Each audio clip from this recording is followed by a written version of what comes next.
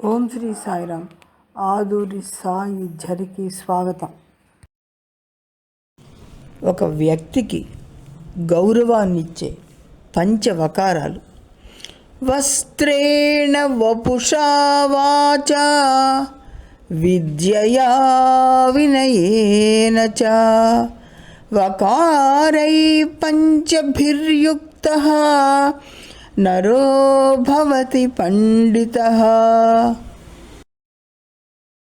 5 వకారాలు. ఒక వ్యక్తి సమాజంలో గౌరవింపబడాలంటే 5 వకారాలను ఆచరించాలి.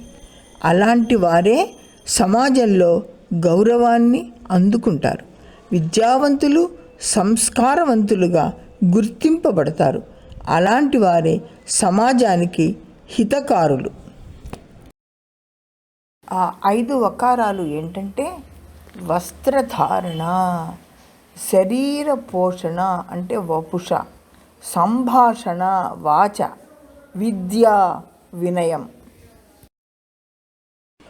మొదటి వకారం వస్త్రేణ, వస్త్రధారణ. వస్త్రధారణ ఒక వ్యక్తికి గౌరవాన్ని ఇస్తుంది, చూపరుల దృష్టిలో సంస్కారాన్ని ఇస్తుంది. ధరించిన వస్త్రాలను బట్టి వ్యక్తికి విలువ కట్టడం సహజం.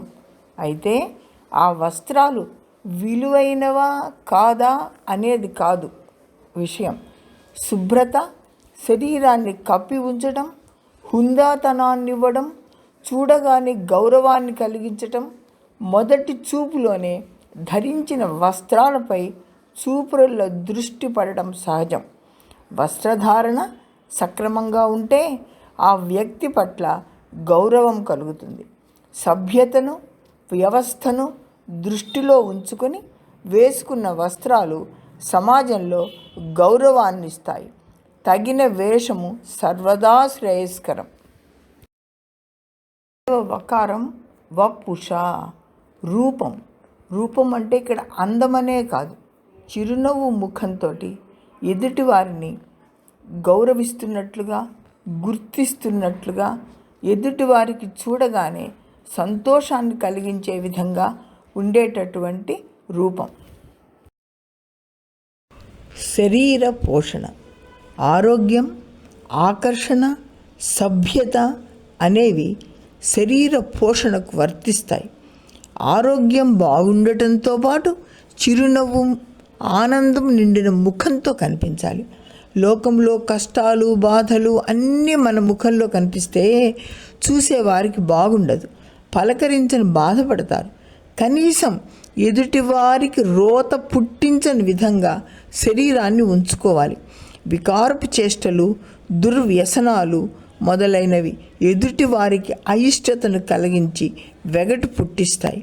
అందరితో ఉన్నప్పుడు మన శారీరక బలహీనతలను, ఎదుటివారికి అసహనాన్ని కలిగించే వైఖరులను నియంత్రించుకోవాలి.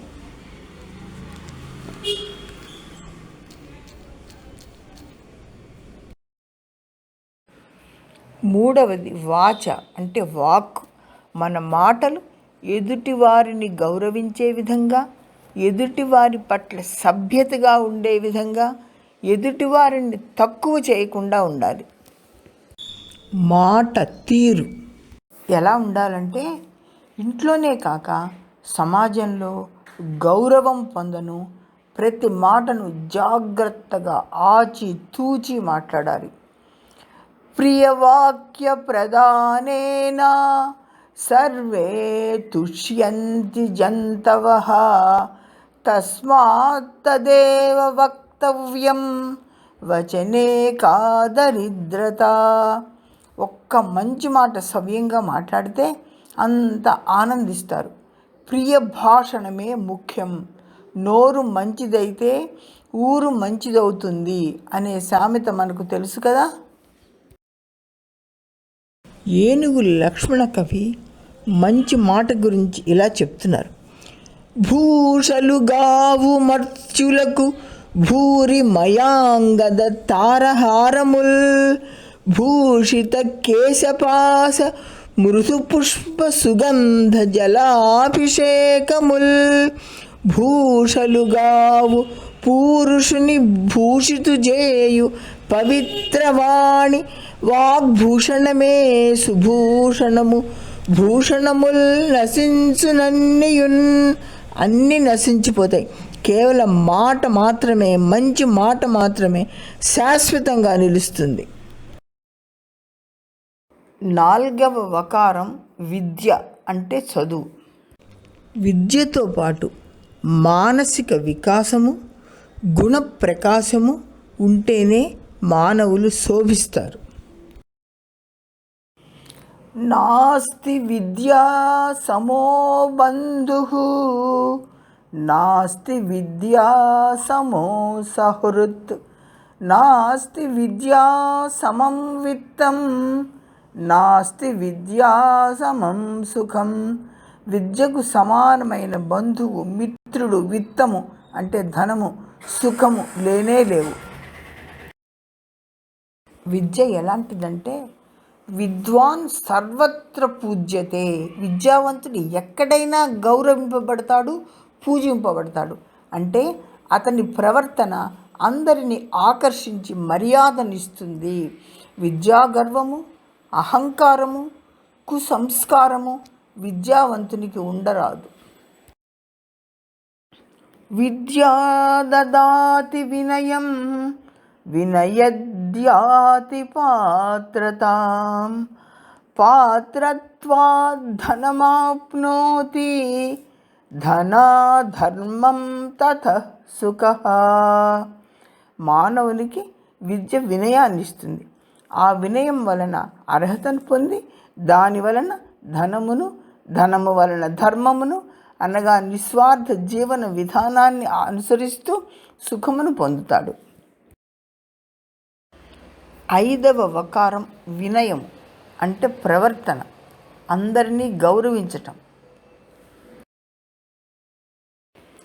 తరువులతిరస ఫలభార గురుతగాంచు నింగి మ్రేలుచు నమృత మొసంగు మేఘు దుర్ధతులుగారు బుధులు సమృద్ధి చేత జగతి నుపకర్తలకు నిధి సహజ గుణము. మంచి రసాన్ని కలిగి ఉన్నటువంటి పళ్ళు కాచిన చెట్లు ఆ భారాన్ని మోస్తూ వంగి ఉంటాయి. ఆకాశంలో వేలాడుతూ మేఘాలు అమృత సమానమైన వర్షాన్ని ఇస్తాయి.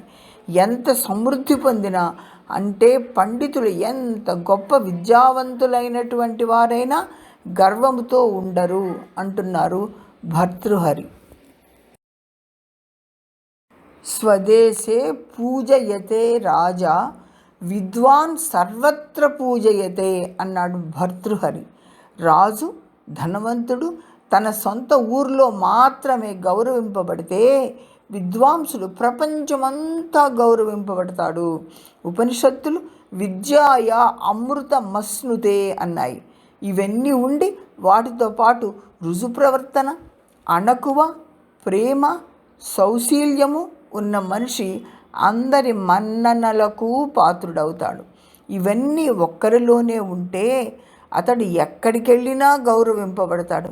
కాబట్టి ఈ 5 వకారాలను శ్రద్ధగా పాటిస్తూ జీవితాలు సఫలం చేసుకోను ప్రయత్నించాలి.